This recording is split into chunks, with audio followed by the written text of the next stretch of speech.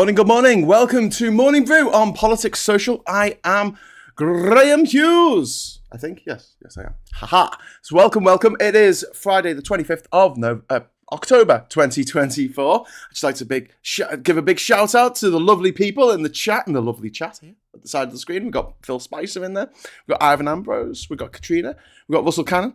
We've got Anthony Fisher, Maureen Amara, and others. Thank you very much for joining us. If you would like to join them in the chat, and I know we are broadcasting half an hour earlier today because I've got to go to the dentist to get my teeth looked at for the first time in years, possibly. Anyway, so if you'd like to join the chat, just subscribe. Just subscribe to the channel, and you can join it live and interactive. That's what we like on this channel. What I don't like is having glasses that are all smudged, so I'm just going to clean them while I tell you about what we're going to be talking about today, which should have been obvious from the thumbnail and the description and the title. But it is the Commonwealth Heads of State Summit in Samoa. 56 heads of state. Well, it should be 56 heads of state. Unfortunately, the leaders of South Africa and India have chosen to spend this week with Vladimir Putin instead, which doesn't bode well, I have to say, for future relations, considering, South Africa. We all thought, yeah, South Africa, that's really good what you're doing there, pointing out war crimes being committed in Gaza. Yeah, that's good, that South Africa. Well done for that. Oh no, we're just going to ignore the war crimes in Ukraine. Oh, okay, South Africa. Okay, we'll just ignore one bunch of war crimes, but we'll make a big fuss about the other. Okay, how about we make a big fuss about all war crimes, whether it's being committed in Gaza or in Bucha or wherever, in the world. War crimes are bad, always bad. Just because one is bad doesn't mean another one is good. It's just all bad. But let's not get into that right now, because today we're going to be talking about reparations. We're going to be talking about what we can do as a country, Britain, to facilitate the future of our country, because and its relations with other countries around the world, especially when we talk about the Commonwealth, which is 56 countries. There's only 200 countries in the world, if that. This is a quarter of all countries in the world. Now, admittedly, a lot of them are really small and really poor, but there are some big ones in there, like, India and Australia and Canada. They're all part of the Commonwealth. And in fact, Australia and Fiji and Canada still have the Queen. Well, had the Queen on their banknotes. Such is the ties with the motherland, with the UK, the country that went over there and started interfering with whatever they were doing.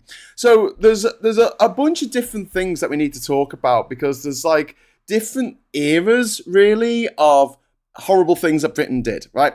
So slavery, obviously, that's probably the biggest one. It's the biggest crime ever committed in the history of humanity, in which millions of people were taken from West Africa, taken across the Atlantic. Half of them would die on the passage across the Atlantic, and then they were forced to work for no money and be tortured and whipped, and just horrible things happened to them. If you want to know just how horrible some of the things that were done to slaves were, I want you to Google the name Thomas Thistlewood, okay? Not right now, because you might be eating your breakfast, but if you've got a strong stomach, and I'm going to tell you now, trigger warning, content warning, up the kazoo.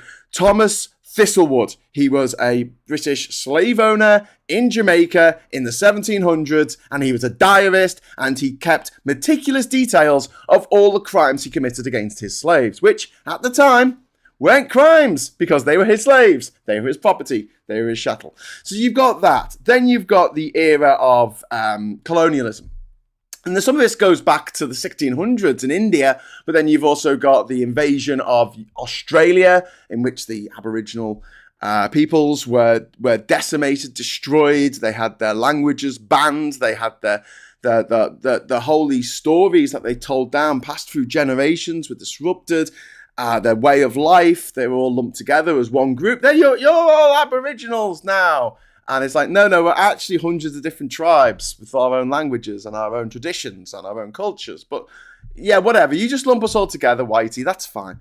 So you've got that. You've got the Maoris, how they were affected in New Zealand. You go to New Zealand and you go, God, we weren't very nice to the Maoris, were we? And people go, oh, but the Maoris weren't very nice to the people who lived here before the Maoris. They wiped them out. And I'm like, was like 1,500 years ago or something.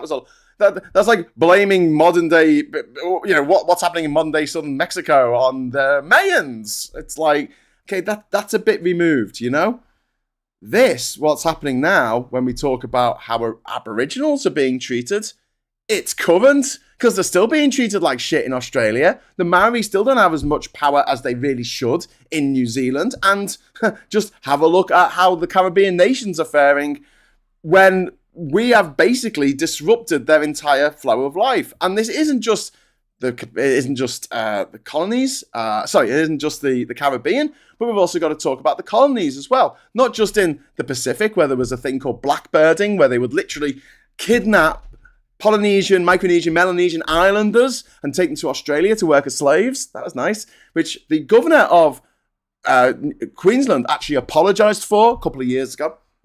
But also you've got the colonial legacy in places like Kenya, where you could say, well, there were no slaves taken from Kenya by the British, I don't think. Okay, cool. They were all taken from West Africa. Kenya's in East Africa. There's a big jungle in the middle. Okay, cool. So how did we fare when we wanted to, when the Kenyans wanted the British to leave? Did we say, okay, yeah, that'll be cool. Yeah, we'll just leave. No, we didn't. We massacred loads of them. And then we burnt all the records that showed that we massacred loads of them. Yeah, so that wasn't good. And then we've got India. Let's talk about India for a moment. So under the British Raj, India, which is now 3 countries, was 1 country. It was India. And then in 1947, I think, or 48, we decided to pull out. And instead of spending 5 years pulling out, which was the original plan, and having a, peaceful, democratic handover of power, blah, blah, blah, blah, blah. No, we left in 6 months. We did a Brexit. Only we were the ones leaving I suppose that is, yeah. We did a Brexit from India. And that first Brexit resulted in the deaths of 1 million people. Because what we did, we got a map of India and we cut it in 3. The guy who drew the map had never been to India before. He went to India to draw the map. And it took him about a week. He went, all right, I'm just going to draw a line around where I think lots of Muslim people live. And then I'm going to draw a line where I think on the other side where lots of Muslim people live. And they can be 2 separate countries. Well, they're 1 country. They can be West Pakistan and East Pakistan. And then we'll have India in the middle. And we'll make all the people who are Hindu move out of these places. And we'll make all the people who are Muslim move out of these places. And everyone who's Sikh will get caught in the middle. And if you're a Jain or a Zoroastrian, well, shit out of luck for you, matey. And the whole thing was an absolute cluster F, resulting in the deaths of, let me say this again, 1 million people.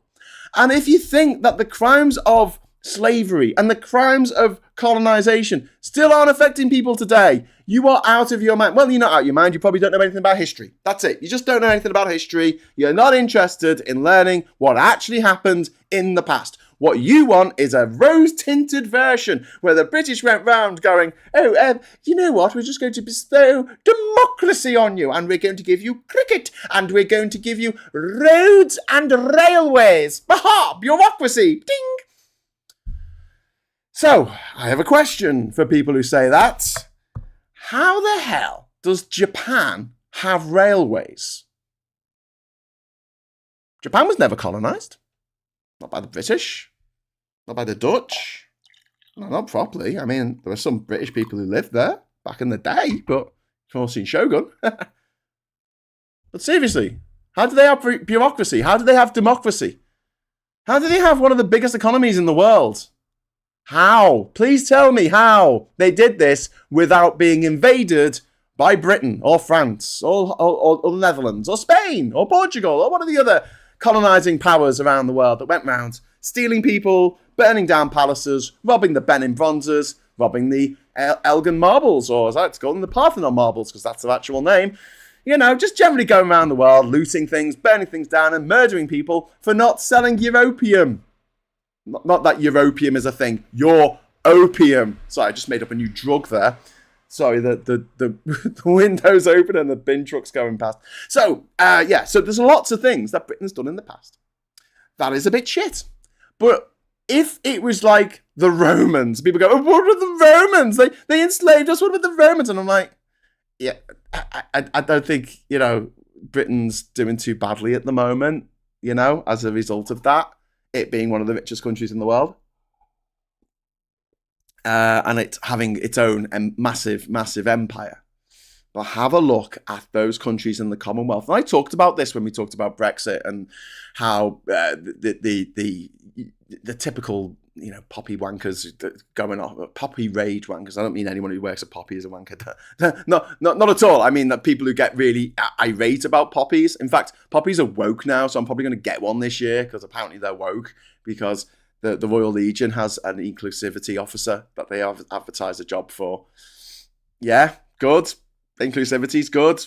Yeah, the peace organisation way of sort of having peace includes people inclusion.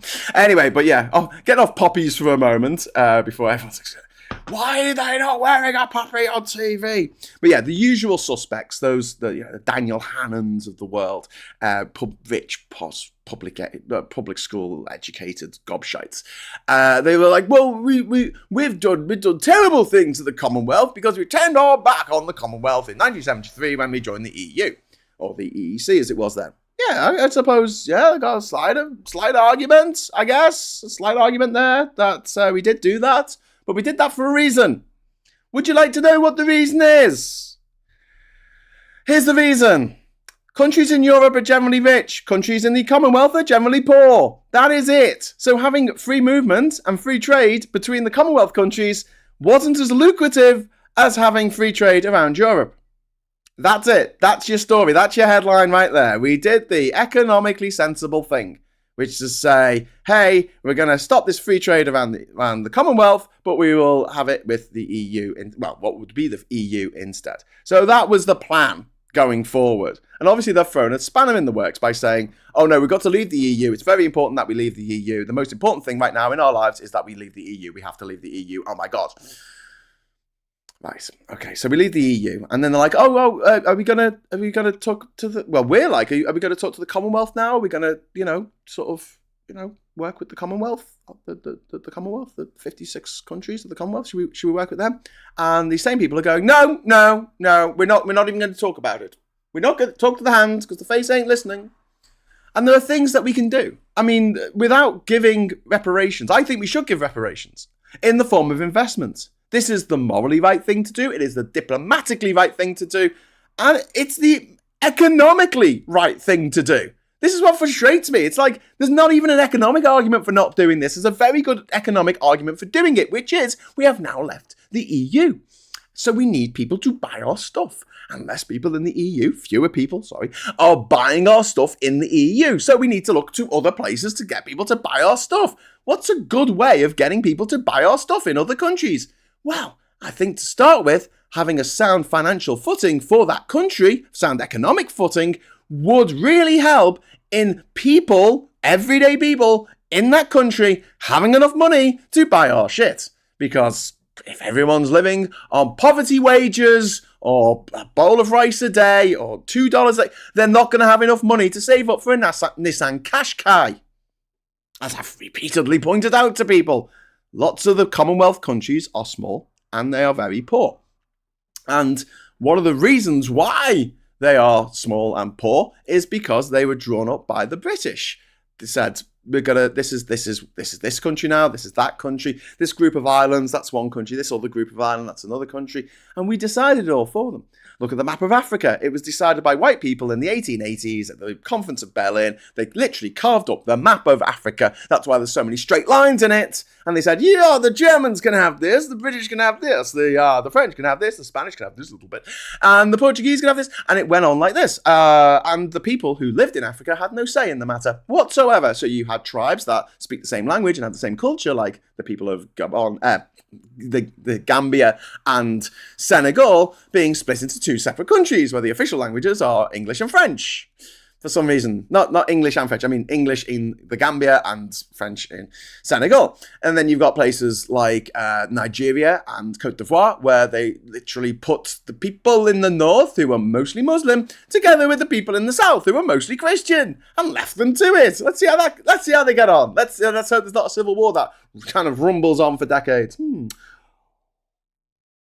or Sudan, which was all lumped together with the Muslims of the north and the animists and Christians of the south, which led to a civil war, which went on for many decades, which was only kind of resolved when South Sudan became a country in 2011. But then it wasn't resolved because it's still fighting today, to this very day, because of borders drawn up by a white man.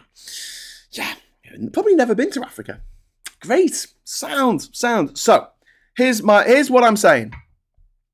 If the legacy of Roman slavery was still affecting us today in this country, then yeah, fine. Let's go back all that way. Let's demand reparations from Rome. Take that, Holy See. Yeah, show me the money. I want to see it. See what I did there? But it doesn't. It doesn't one little bit. But in every country, and you can just name me a country and I'll tell you what Britain did. That wasn't very nice in that country. That has kind of messed it up to this very day. Okay, let's talk about Fiji. Should we talk about Fiji? Yeah. Okay, so Fiji is there's 50% indigenous people and there's about 50% Indian people living in Fiji. Bit of a surprise when you get to Fiji. You see a lot of Indian people there. What are all these Indian people doing here? You may ask. Well, a lot of the indigenous Fijian people didn't want to work because they didn't understand the concept of it, because it was daft. It was insane. It was like, why would I work for money when I can literally cast my net into the sea, catch all the fish I need for the week, and then just sit on a hammock and drink kava? Like, why would I do that? Why would I work 9 to 5? Why would I put a suit on? What is wrong with you white people from the other side of the planet? And the British were like, oh, they don't want to work. They don't seem to want to work. Generally, some did, I guess, but, most didn't. And they went, oh, I'll tell you what we'll do. We'll get some indentured labourers over from India. So 4 people from India and said, right, come with us. And they were like, oh, do we have to? Yes, you do. A lot of them press ganged into this, right? Onto the ship, over to Fiji, right? And then they had to work off their passage, which could have been about 10, years of not getting paid for their labour.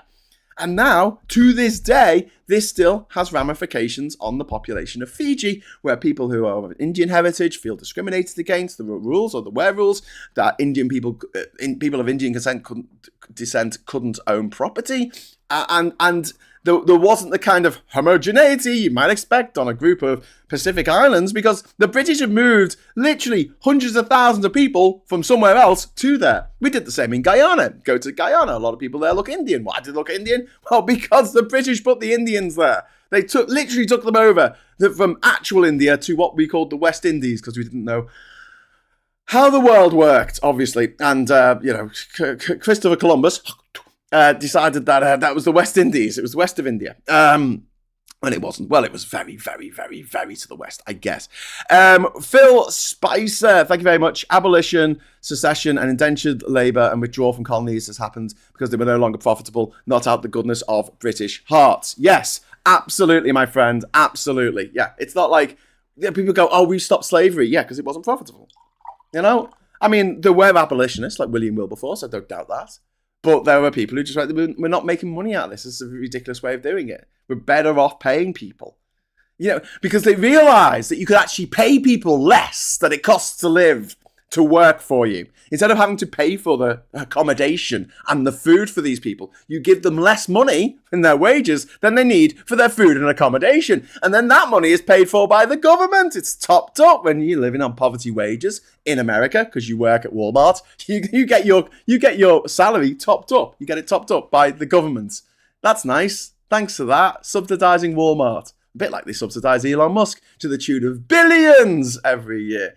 But yeah, so they realised that actually slavery doesn't make much economic sense, really, if you think about it. And then you've got the problem of people, wanting rights and running away. And it's a big headache. It's best we enslave them in another way and say, here you go, have some money, live in your own home that you have to look after and pay someone else's mortgage while you're living there through your rent and just about have enough money to survive.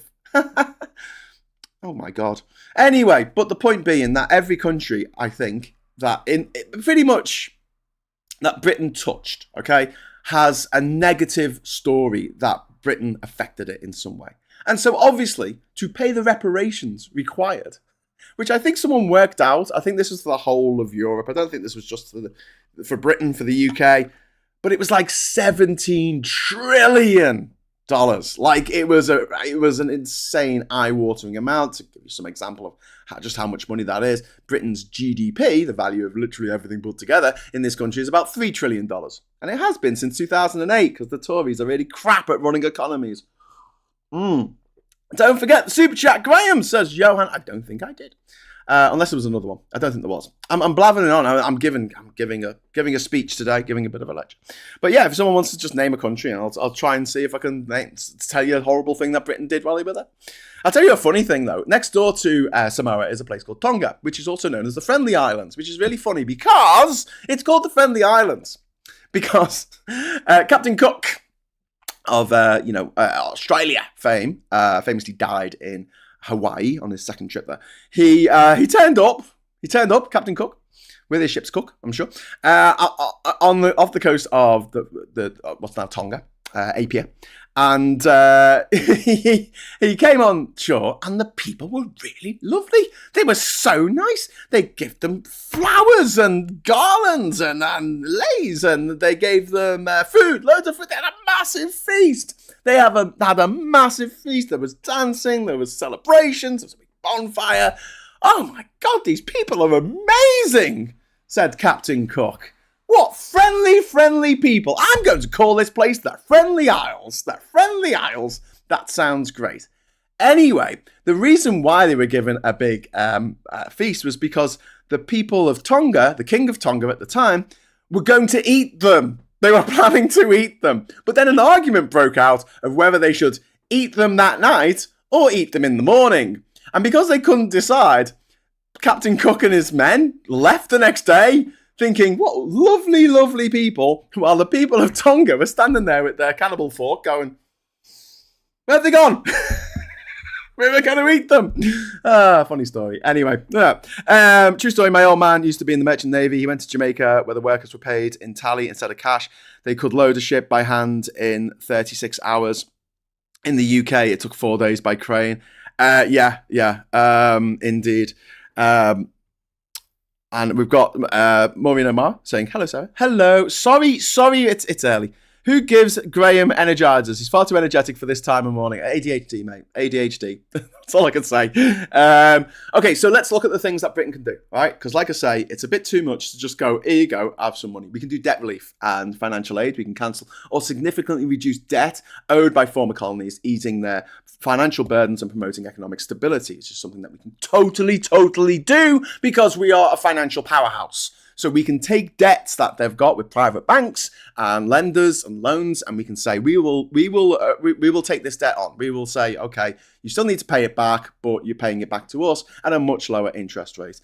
Educational incentives, initiatives to fund educational programs, including scholarships and exchanges. Sorry, I've written this down. You can see I'm looking at my screen.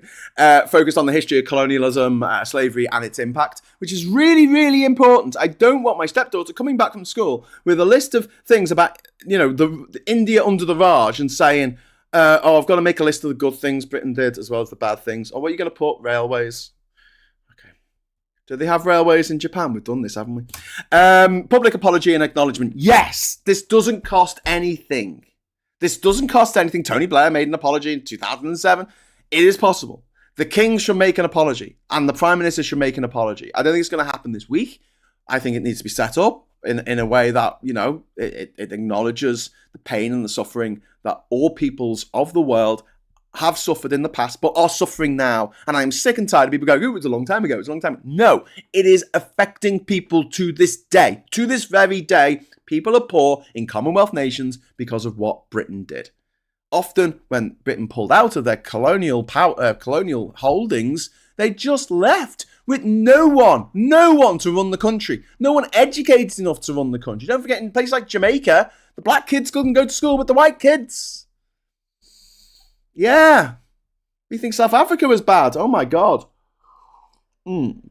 Building cultural and historical institutions, support the constructions of museums, monuments, and cultural centres to educate future generations on the impact of slavery. Absolutely. The Slavery Museum, as part of the Maritime Museum in Liverpool, is a real standout. You really should go and see that if you're ever in Liverpool.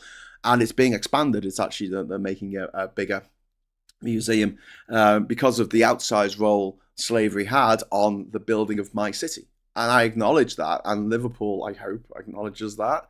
And it is a mark of shame on our past, and I would like Liverpool and other cities around the country that have done very well out of slavery, like Bristol, to lead this kind of rapprochement, this idea that we say to the countries that we've wronged in the past, we are really sorry, what can we do to help? Ask them, rather than doing the top-down, here you go, have a load of money.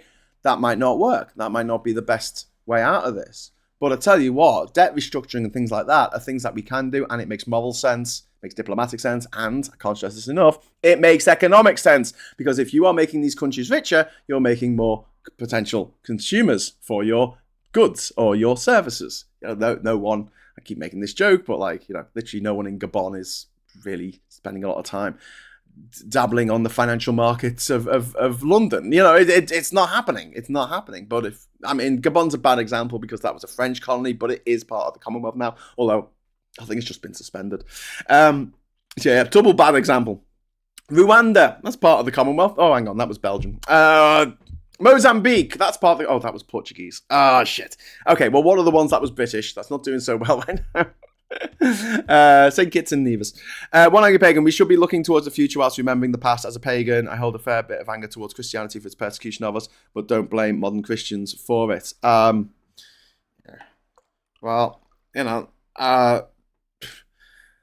know how you feel, mate, because you feel discriminated against for being pagan. And have we had an atheist president in the United States? I don't think we have. Andorra, Britain never got into Andorra, I don't think. That was shared between France and Spain. Ghana. Ghana was, that was the Gold Coast. It was very much part of the slave trade triangle. Lots of British ships stopping in what's now Accra and basically stealing people and taking them to go and work on the other side of the world. Ghana, in particular, the Gambia, and Nigeria are all on the west coast there of Africa, central west coast.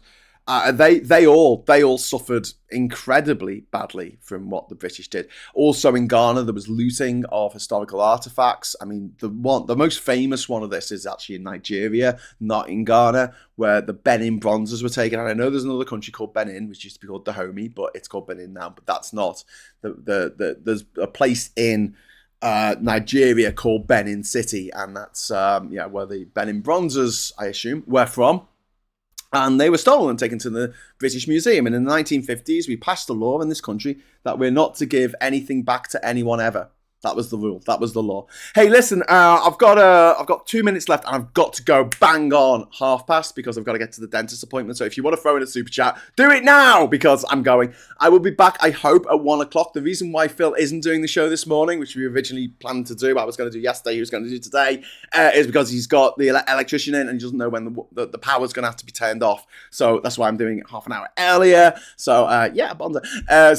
So I'm going to sort of wrap up now. I'm going to quickly go through the other ththings that we could be done. Economic investment, directly invest in infrastructure and economic development in former colonies, particularly areas hardest hit by colonial exploitation, which is all of them. Investment is a brilliant idea. Invest in those places. Like the EU used to invest in the UK. Yeah, match funding. Do it. Climate resilience funding, absolutely critical for countries, Commonwealth countries in the Pacific Ocean, like Tuvalu, which is critically endangered because it's so low-lying. Health and social services support, reform of financial institutions, debt for nature or development swaps, partnership in trade and skills development, official recognition of descendants' rights, cultural and historical restoration projects, and, got a couple of super chats in, and, an apology. Let's start with an apology. Let's start with a big, we are so sorry this happened, and we deeply regret it. We're mortified of the actions of our ancestors, and we will do everything we can today to make it right. Don't forget, we were still paying off the loan for the money that we paid out to the slave owners when slavery ended in the 1830s. We also need reparations from the Tories, says Ivan Ambrose. Good point, mate. Well made. And Sarah says, good luck at the dentist. Thank you very much. It's just a checkup. I should be all right. But I'm going to have to go. I'm really, really sorry. It's not really a shortened episode. I think we made it just to 30 minutes. I've got to just wait till it comes up. But I'll just say thank you so much for watching. Thanks for the super chat.